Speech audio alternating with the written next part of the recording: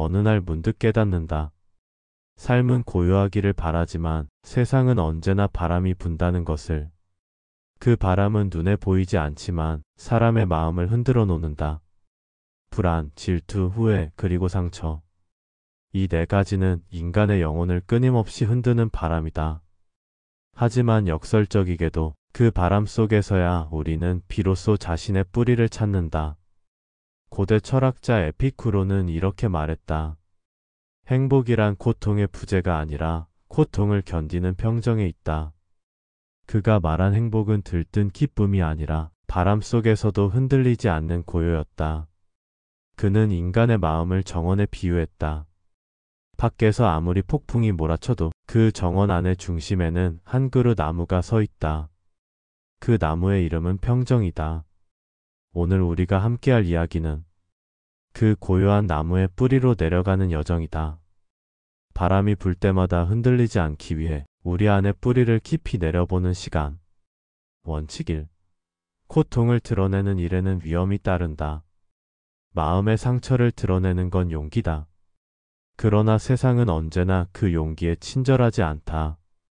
어떤 이는 당신의 고백을 이해하려 하지만 어떤 이는 그것을 이용하려 한다. 친구라 믿었던 사람에게 속마음을 털어놓고 그 말이 다른 이의 입에서 다시 들려올 때 그 찬 바람이 가슴을 스친 적이 있을 것이다. 에피쿠로는 이렇게 경고한다. 당신의 상처는 당신의 것이지 세상의 장식이 아니다. 고통은 보여주기 위한 증거가 아니라 스스로를 단단히 만드는 근육이다. 우리는 누군가에게 이해받고 싶어 하지만 그보다 먼저 배워야 할 것은 자기 위로의 기술이다. 때로는 말보다 침묵이, 눈물보다 묵상이 더 깊은 치유가 된다. 상처를 드러내지 않는다고 해서 당신이 약한 것은 아니다. 오히려 그것은 스스로를 보호할 줄 아는 강한 지혜의 시작이다. 세상은 당신의 아픔을 다 감당할 만큼 넓지 않다. 그러나 당신은 자신의 상처를 안고도 살아갈 만큼 깊다. 원칙이 폭풍 속의 나무처럼 서라. 바람은 멈추지 않는다. 우리는 언제나 바람 속에 있다. 삶의 바람은 불확실함, 불안, 인간관계의 오해, 그리고 반복되는 실패의 소리로 찾아온다. 그럴 때마다 사람들은 흔들린다. 마음의 가지가 휘청거리고 잎사귀가 떨어진다. 그러나 나무의 생명은 뿌리에 있다. 폭풍 속에서 가장 먼저 부러지는 나무는 가장 높이 자란 나무다. 겸손하지 못한 나무는 바람 앞에서 허리를 꺾는다. 에피쿠로는 우리에게 이렇게 말한다. 너의 삶을 바람과 싸우지 말고 그 바람 속에서 춤추는 법을 배워라. 삶은 늘 불안정하다. 안정은 환상이고 평정은 선택이다.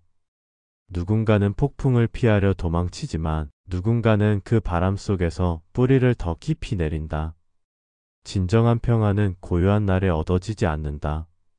그것은 바람이 몰아치는 날에도 자신의 자리를 지킬 줄 아는 자의 보상이다. 원칙 3. 두 귀와 하나의 입. 신은 우리에게 두 개의 귀와 한 개의 입을 주셨다. 듣는 것이 말하는 것보다 중요하기 때문이다. 에피쿠로의 이 말은 단순한 유머가 아니다. 그건 인생의 구조를 가르쳐주는 비율이다. 우리는 듣기보다 말하려 한다. 대화 속에서도 상대의 말을 이해하기 위해가 아니라 내가 할 말을 준비하기 위해 듣는다. 그러나 진짜 지혜는 경청의 침묵 속에서 피어난다. 누군가의 말 뒤에는 그가 꺼내지 못한 진심이 숨어 있다. 그걸 들을 수 있는 사람만이 세상과 진심으로 연결된다. 에피쿠로는 말했다. 진정한 대화는 말이 아니라 귀에서 시작된다. 듣는다는 것은 단순히 입을 다무는 것이 아니라 상대의 세계로 잠시 들어가는 일이다. 그 안에서 우리는 배운다. 언어보다 큰 감정, 논리보다 깊은 이해를. 가끔은 아무 말도 하지 말고 그저 귀 기울여라. 그 순간 당신은 세상의 가장 깊은 소리를 듣게 된다. 원칙 4. 실패를 두려워하지 말라. 우리는 어릴 때부터 넘어지면 안 된다는 말을 배운다. 그러나 살아가며 알게 된다. 넘어지지 않으면 배울 수 없다는 것을.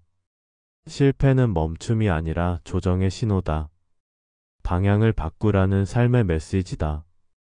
에피쿠로는 말했다. 실패란 잘못된 길이 아니라 올바른 길을 발견하기 위한 실험이다. 한 번의 실수로 자신을 탓하며 밤새 스스로를 벌주던 날이 있었다. 그러나 지금 돌이켜보면 그날이 나를 단단하게 만든 시작이었다. 완벽한 사람은 없다. 실패를 부끄러워하는 사람만 있을 뿐이다. 넘어질 때마다 흙의 냄새를 맡아라. 그 냄새 속에는 생명의 흔적이 있다. 그 흙 위에서 우리는 다시 일어난다. 세상은 완벽을 칭찬하지만 인생은 불완전함 속에서 완성된다. 원치고 불안은 상상에서 자란다. 불안은 아직 일어나지 않은 일의 그림자다. 그 그림자는 현실보다 훨씬 커 보인다. 혹시 실패하면 어쩌지? 사람들이 날 비웃지 않을까? 내일은 더 나빠지지 않을까? 이런 생각들이 마음의 바람이 되어 우리의 평화를 흔든다. 에피쿠로는 말했다. 가장 큰 고통은 아직 오지 않은 일로부터 온다. 미래의 불안은 상상 속의 괴물이다. 우리는 그것을 현실처럼 느끼며 스스로를 괴롭힌다. 하지만 진실은 단순하다. 그 괴물은 생각 속에만 존재한다. 지금 이 순간 당신은 숨쉬고 있다. 그것이면 충분하다. 불안은 통제할 수 없는 것을 통제하려는 욕망에서 비롯된다. 그 욕망을 놓아버리면 불안은 더 이상 자라지 않는다. 지금 이 순간 손을 가슴에 얹고 숨을 천천히 들이마셔라. 들숨은 현재를 받아들이는 용기이고 날숨은 불안을 내려놓는 행위다. 삶은 언제나 지금이라는 시간 안에서만 존재한다. 미래는 아직 오지 않았고 과거는 이미 지나갔다. 그러니 이 한순간에 머물러라. 그곳에 진짜 평화가 있다. 잠시 눈을 감고 생각해보라. 당신을 괴롭히는 것은 지금의 현실인가 아직 오지 않은 상상인가? 에피쿠로는 이 질문을 평생 품고 살았다. 그에게 철학은 세상을 논하는 학문이 아니라 불안한 인간이 평화를 찾는 기술이었다. 그의 삶 전체가 한 가지 목적을 향해 있었다. 고요함. 세상이 흔들려도 흔들리지 않는 마음. 이제 우리는 그 고요를 배우는 기회에 있다. 원칙 6. 부의 함정에 주의하라. 돈은 종이지만 그 종이는 사람의 본성을 드러내는 거울이 된다. 가난할 때는 겸손하던 사람이 조금의 부를 가지면 달라진다. 말투가 변하고 사람을 보는 눈이 변한다. 마치 자신이 가진 돈의 양이 자신의 존재 가치를 증명한다고 믿는 것처럼. 그러나 에피쿠로는 경고한다. 부는 인간의 본성을 바꾸지 않는다. 단지 그것을 확대할 뿐이다. 부를 쥔 손이 관대해지는 사람도 있고 그 손이 더 세게 쥐어지는 사람도 있다. 결국 돈은 사람의 마음을 밝히는 등불이 아니라 그 마음을 비추는 거울이다. 진정한 부자는 통장에 숫자가 많은 사람이 아니라 욕망의 무게를 덜어낸 사람이다. 많이 가질수록 더 불안해지는 이유는 가진 것을 잃을까 두려워하기 때문이다. 소유는 평화를 주는 듯하지만 그 평화는 언제나 불안의 밑바닥 위에 서 있다.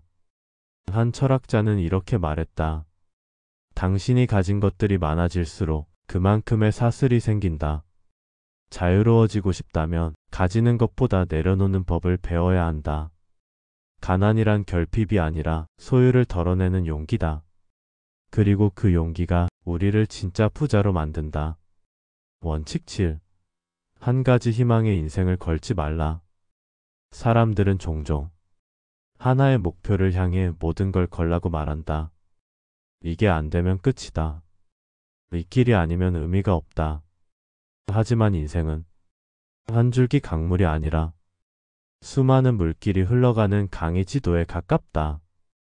에피쿠로는 말했다. 하나의 희망만 붙드는 자는 하나의 상실로 무너진다.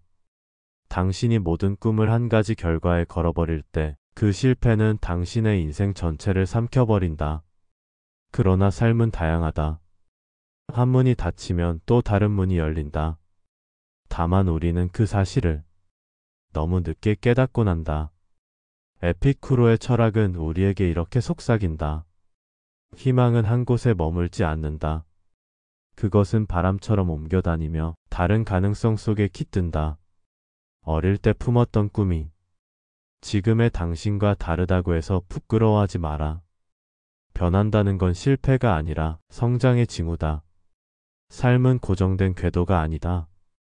그건 끊임없이 자신을 조정하며 균형을 찾아가는 항해다. 희망을 한 가지에 걸지 말라. 대신 삶의 모든 순간에 조금씩 나누어 걸어라. 그러면 당신은 하나의 실패에도 무너지지 않는다. 원칙 8. 진정한 부는 만족에서 온다. 지혜로운 자는 가지지 못한 것을 슬퍼하지 않고 이미 가진 것을 감사한다. 에피쿠로의 이 말은 단순한 겸손이 아니다. 그건 마음의 혁명이다. 우리는 늘 부족하다고 느낀다. 하지만 그 부족함은 비교가 만든 그림자다. 당신이 다른 사람의 삶을 바라보는 순간 당신의 삶은 불행해진다. 비교는 감사를 죽인다. 하루 세 끼 밥을 먹고 잠잘 곳이 있고 아침 햇살을 느낄 수 있다면 그건 이미 삶이 준 큰 축복이다. 그럼에도 우리는 이 정도로는 안 되라고 말한다. 그러나 에피쿠로는 이렇게 반문한다. 정말로 부족한가? 아니면 만족할 줄 모르는가? 행복은 조건이 아니라 습관이다. 감사는 훈련이다. 매일 아침 눈을 떴을 때 당신이 잃은 것이 아니라 아직 남아있는 것을 먼저 떠올려라. 그 한 생각이 당신의 하루를 바꾼다. 진짜 부자는 많이 가진 사람이 아니라 이미 가진 것으로 충분하다고 느끼는 사람이다. 원칙 9. 죽음을 기억하라. 죽음. 그 단어만 들어도 사람들은 눈을 피한다. 마치 죽음을 생각하면 불행이 온다고 믿는 듯하다. 그러나 에피쿠로는 말한다. 죽음은 우리에게 아무것도 아니다. 그것이 오기 전엔 우리는 존재하고 그것이 올 땐 우리는 존재하지 않는다. 그는 죽음을 두려워하는 마음이 삶의 평화를 훔쳐간다고 보았다. 우리가 죽음을 외면할수록 삶은 얕아지고 불안해진다. 죽음을 기억하는 건 비관이 아니다. 그건 삶을 더 깊이 사랑하는 기술이다. 언젠가 끝이 있다는 걸 아는 사람만이 지금의 순간을 진심으로 살아간다. 삶의 유한함을 의식하는 순간 하루는 더 소중해지고 사람은 더 따뜻해진다. 죽음이 먼 일이 아니란 걸 아는 자는 누군가에게 함부로 하지 않는다. 말 한마디, 표정 하나 모두가 마지막일 수도 있음을 알기 때문이다. 에피쿠로에게 죽음은 공포가 아니라 스승이었다. 그는 말했다. 죽음을 두려워하지 않는 자만이 삶을 완전히 산다. 그러니 죽음을 생각하라. 그러면 삶이 깨어난다. 원칙 10. 겸손은 진리로 가는 문이다. 배움을 멈추게 하는 건 무지가 아니다. 이미 안다는 자만이다. 우리는 종종 배움 위에 서서 다른 일을 내려다본다. 하지만 진짜 지혜는 자신의 무지를 인정하는 데서 시작된다. 에피쿠로는 이렇게 말했다. 가장 어리석은 자는 자신이 이미 현명하다고 믿는 자다. 겸손은 단지 예의가 아니다. 그건 진리에 이르는 통로다. 배움이 깊어질수록 사람은 낮아진다. 낮아진다는 건 자신을 비우는 일이다. 비워진 그릇만이 새 지혜를 담을 수 있다. 어떤 사람은 배움을 통해 권위를 세우고 어떤 사람은 배움을 통해 마음을 여는다. 둘 다 아는 것처럼 보이지만 결과는 완전히 다르다. 겸손한 사람은 듣는데 오래 머물고 자만한 사람은 말하는데 오래 머문다. 전자는 세상을 배우고 후자는 자신만 듣는다. 삶은 거대한 학교다. 모든 순간이 스승이고 모든 실패가 교과서다. 겸손한 자는 그 교실에서 끝까지 남아있는 학생이다. 에피쿠로는 덧붙였다. 겸손은 가난한 자의 지혜이며 후자의 마지막 방패다. 지혜로운 사람은 항상 자신을 미완성으로 남겨둔다. 그 미완의 여백 속에서 삶은 계속 자라기 때문이다. 우리는 완벽하려고 애쓰지만 진정한 성장은 완벽의 순간이 아니라 겸손히 배우는 과정에 숨어 있다. 세상을 다 안다고 믿는 순간 배움은 닫히고 자만은 싹튼다. 그러나 모른다고 말할 수 있는 용기, 그 용기가 인간을 깊게 만든다. 원칙 11. 스스로의 행동에 책임을 져라. 우리는 종종 세상의 탓을 한다. 상황이 나빴다고, 운이 없었다고, 누군가의 말 때문에 상처받았다고 말한다. 하지만 에피쿠로는 그렇게 말하지 않았다. 그는 말했다. 내 삶을 만든 것은 세상이 아니라 내 선택이다. 삶의 무게는 언제나 자신이 져야 한다. 책임을 회피할수록 마음은 가벼워지는 듯하지만 그건 잠시뿐이다. 책임을 회피한 자는 결국 자기 삶의 주도권을 잃는다. 책임을 진다는 건 자신을 비난하는 게 아니다. 그건 자유를 되찾는 일이다. 왜냐하면 내가 선택했다는 걸 인정하는 순간 나는 다시 선택할 수 있는 사람이 되기 때문이다. 책임을 짊어지는 사람은 세상을 통제하려 하지 않는다. 그는 다만 자신을 다스릴 뿐이다. 그 한 걸음이 인생 전체의 방향을 바꾼다. 한 노인은 젊은 시절의 자신을 회상하며 이렇게 말했다. 내가 가장 후회하는 건 남을 탓한 시간이었다. 그 시간 동안 나는 나를 바꾸지 못했다. 삶은 잘못된 길을 가는 것보다 그 잘못을 남 탓으로 돌릴 때 더 길을 잃는다. 스스로의 행동에 책임을 지는 사람은 실패에서도 배움을 얻는다. 그는 고통을 탓하지 않고 그것으로 성장한다. 그의 마음은 외부의 풍파에 흔들리지 않는다. 왜냐하면 그는 알고 있다. 자신의 배의 키는 언제나 자신의 손에 있다는 것을. 원칙 12. 죄책감은 아무도 구하지 못한다. 죄책감은 마치 천천히 몸을 잠식하는 안개와 같다. 겉으로는 반성처럼 보이지만 그 안에는 자신을 용서하지 못하는 어둠이 숨어 있다. 에피쿠로는 말했다. 현명한 자는 자신을 책망하지 않는다. 그는 단지 다음번에 더 잘할 뿐이다. 죄책감은 반성의 결과가 아니다. 그건 멈춘 마음이다. 죄책감에 빠진 사람은 자신을 용서하지 못하고 용서하지 못하니 앞으로 나아가지 못한다. 용서는 타인에게 베푸는 게 아니다. 그건 스스로에게 내리는 자유의 선물이다. 당신이 자신을 용서하지 못한다면 그 누구도 당신을 구할 수 없다. 우리는 누구나 실수한다.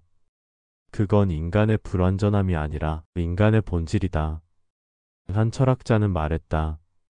죄책감은 과거를 붙잡은 자가 스스로에게 내리는 형벌이다.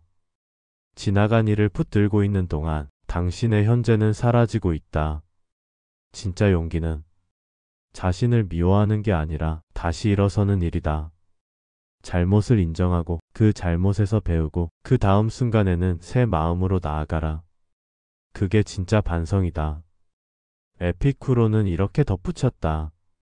스스로를 용서하는 법을 모르는 자는 결코 평화를 알지 못한다. 원칙 13. 반응이 곧 운명이다.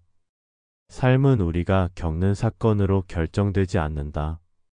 그 사건에 어떻게 반응하느냐가 우리를 만든다. 분노, 좌절, 수치, 질투. 이 감정들은 외부에서 오는 것이 아니다. 그건 우리 안에서 자라난다. 에피쿠로는 말했다. 당신을 화나게 한 사람은 당신이 허락한 만큼만 당신을 지배한다. 누군가의 말 한마디에 하루가 무너질 때 그건 그 사람의 탓이 아니다. 당신이 마음의 문을 그에게 내준 것이다. 감정의 주인은 언제나 나 자신이다. 사람들은 자신이 느끼는 분노를 정당하다고 말한다. 그러나 그 분노가 오래 남을수록 당신의 마음은 파괴된다. 분노는 불이다. 그 불은 먼저 자신을 태운다. 그러나 평정은 물이다. 물은 불을 끄는 대신 그 불이 있는 곳에 길을 만든다. 삶의 지혜란 불을 끄는 게 아니라 그 불이 타오르는 이유를 이해하는 일이다. 어떤 이는 같은 일을 당하고도 담담하게 지나간다. 그 차이는 상황이 아니라 반응의 선택이다. 당신의 하루를 바꾸는 것은 사건이 아니라 그 사건에 대한 당신의 해석이다. 삶을 지배하려 하지 말고 마음을 길들이라. 그것이 진짜 자유의 시작이다. 원칙 14. 의무를 수행하라. 태양은 칭찬을 받지 않아도 매일 뜬다. 그것이 자신의 역할이기 때문이다. 우리 역시 그렇다. 누가 보든 보지 않든 우리의 의무를 다하는 것이 덕의 시작이다. 에피쿠로는 말했다. 세상은 말하는 자가 아니라 행동하는 자의 손에 달려 있다. 우리는 때때로 왜 나만 이렇게 고생해야 하지? 라고 불평한다. 하지만 생각해보면 그 고생 속에서 삶의 의미가 만들어진다. 의무를 다한다는 건 강요가 아니라 존재의 리듬이다. 당신이 맡은 일을 끝까지 책임지는 순간 그건 단순한 노동이 아니라 영혼의 단련이 된다. 의무를 저버린 사람은 잠시 자유로워 보이지만 그 자유는 곧 혼란으로 바뀐다. 반대로 자신의 몫을 묵묵히 해내는 사람은 겉보기엔 평범하지만 그의 내면에는 조용한 품격이 있다. 세상은 결과를 기억하지만 자기 자신은 과정으로 성장한다. 오늘 하루 당신의 손이 한 일을 기억하라. 그 손끝에서 평정이 자란다. 원칙 15. 타인의 말에 자신을 넘기지 말라. 타인의 시선은 바람 같다. 그 바람은 때로는 시원하지만 때로는 불을 꺼뜨린다. 에피쿠로는 말했다. 타인의 평판은 내가 통제할 수 없는 것이다. 그러므로 그것에 마음을 두지 말라. 우리는 너무 자주 누군가의 말 한마디에 흔들린다. 칭찬이면 들뜨고 비난이면 무너진다. 그러나 생각해보라. 그 말은 진실이 아니라 그들의 생각일 뿐이다. 타인의 말은 거울이다. 하지만 그 거울은 왜곡되어 있다. 그들의 상처, 그들의 불안, 그들의 편견이 그 거울 위에 묻어 있기 때문이다. 그 거울 속 자신의 모습에 휘둘리지 마라. 진짜 당신은 그 거울 밖에 있다. 에피쿠로는 이렇게 묻는다. 당신의 평화를 왜 남의 입에 맡기는가? 누가 뭐라고 하든 그 말은 바람처럼 스쳐 지나가게 두어라. 그 바람에 맞서 싸울수록 그 바람은 더 거세진다. 평온한 사람은 자신의 내면에서 기준을 찾는다. 그 기준이 명확하면 세상의 소음은 더 이상 소음이 아니다. 칭찬에 들뜨지 않고 비난에 주저앉지 않는 사람. 그가 진짜 자유인이다. 타인의 말은 바람이고 내 마음은 등불이다. 그 바람이 불어올 때 등불이 흔들릴 수는 있다. 하지만 꺼지지 않게 하는 건 바람이 아니라 나다. 에피쿠로의 말처럼 진정한 자유란 타인의 시선에 반응하지 않는 것. 자신의 기준으로 살아가는 순간 세상의 모든 소음이 조용히 멀어진다. 원칙 16. 단순함은 최고의 사치다. 사람들은 화려함 속에서 가치를 찾지만 진짜 부는 단순함 속에 숨어 있다. 에피쿠로는 이렇게 말했다. 사람은 많을수록 가난해지고 덜 가질수록 자유로워진다. 현대인은 풍요의 시대에 살고 있다. 무엇이든 살 수 있고 언제든 연결되어 있다. 그러나 역설적으로 그 어느 시대보다 마음은 더 복잡하고 무겁다. 왜일까?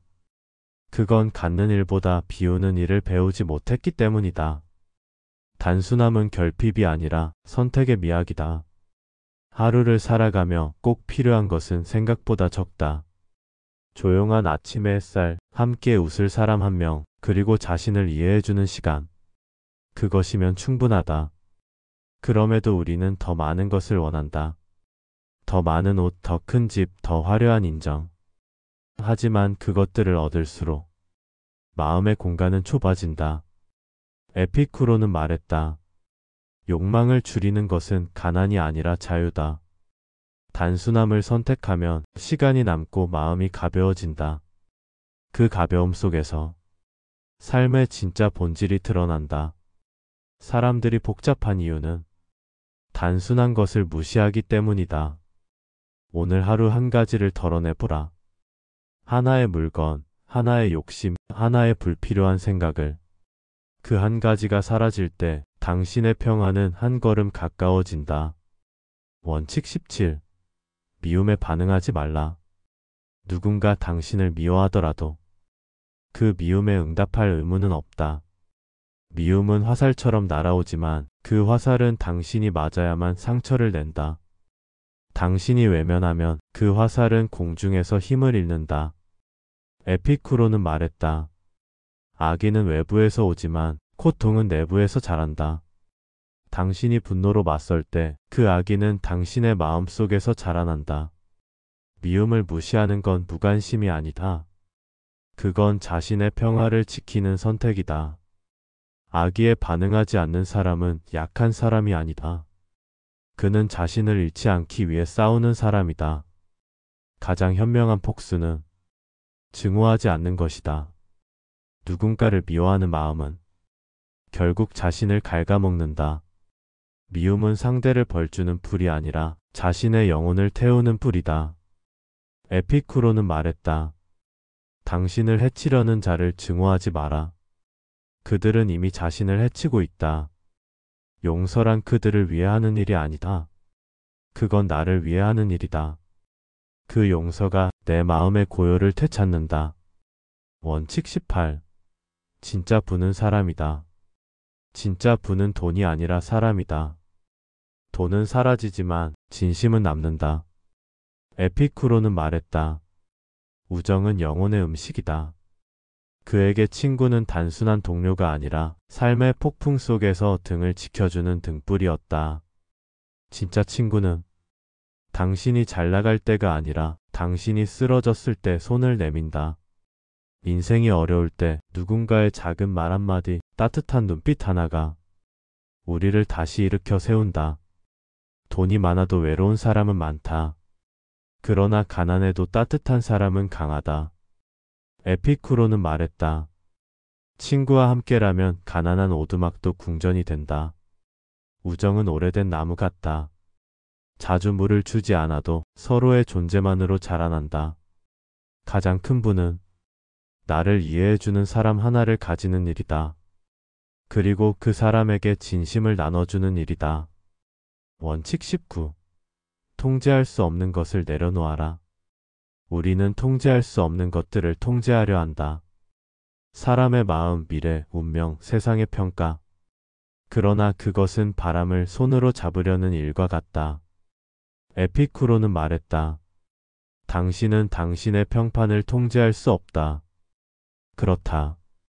우리는 단지 자신의 선택과 생각만 통제할 수 있다. 그 밖의 모든 것은 흘러가야 한다. 통제의 욕망은 불안의 뿌리다.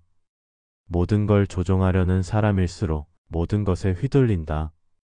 통제할 수 없는 것을 내려놓으면 비로소 자유가 찾아온다. 그 자유는 방종이 아니라 마음의 평정이다. 에피쿠로는 삶을 정원으로 보았다. 그 정원에는 계절이 있다. 봄에는 꽃이 피고 겨울에는 눈이 내린다. 그 어떤 계절도 우리가 바꿀 수 없다. 하지만 우리는 그 계절 속에서 피어나는 법을 배울 수 있다. 당신이 통제할 수 있는 건 계절이 아니라 당신의 반응이다. 세상은 언제나 변한다. 하지만 고요는 변하지 않는다. 그 고요는 통제를 포기한 자의 보상이다. 원칙 20. 모든 경험에서 배움을 찾아라. 삶은 끊임없이 우리에게 말을 건다. 하지만 우리는 그 말을 듣지 않는다.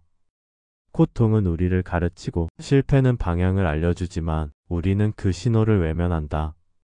에피쿠로는 말했다. 모든 일에는 유익이 숨어 있다. 그 유익은 표면에 있지 않다. 그건 상처 속, 좌절 속, 그리고 눈물의 끝자락에 숨어 있다. 당신이 고통을 지나온 이유를 이해하는 순간 그 고통은 더 이상 적이 아니다. 그건 스승이 된다. 세상은 늘 우리를 시험한다. 그러나 그 시험은 우리를 벌주기 위해 있는 게 아니라 우리를 깨우기 위해 있다. 실패는 무너짐이 아니라 의미의 재조립이다. 오늘 당신이 겪은 일 중 단 하나도 헛된 것은 없다. 그 모든 것이 지금의 당신을 만들었다. 삶의 철학은 이렇다. 왜 나에게 이런 일이 생겼을까? 가 아니라 이 일에서 나는 무엇을 배워야 할까? 이다. 배움은 학교가 아니라 삶의 한복판에서 일어난다. 그 배움이 쌓일수록 인간은 더 단단해진다. 에피쿠로는 마지막으로 이렇게 말했다. 지혜란 세상의 고통 속에서도 기쁨을 찾는 능력이다. 세상은 여전히 시끄럽다. 누군가는 소리치고 누군가는 다투며 누군가는 증명하려 애쓴다. 그러나 고요한 사람은 다르다. 그는 말보다 생각이 깊고 행동보다 마음이 단단하다. 그는 폭풍을 피하려 하지 않는다. 대신 그 폭풍 속에서 자신의 뿌리를 지킨다. 에피쿠로가 평생을 걸어 추구한 것은 화려한 철학이 아니라 조용한 행복이었다. 그가 말한 아타락시아.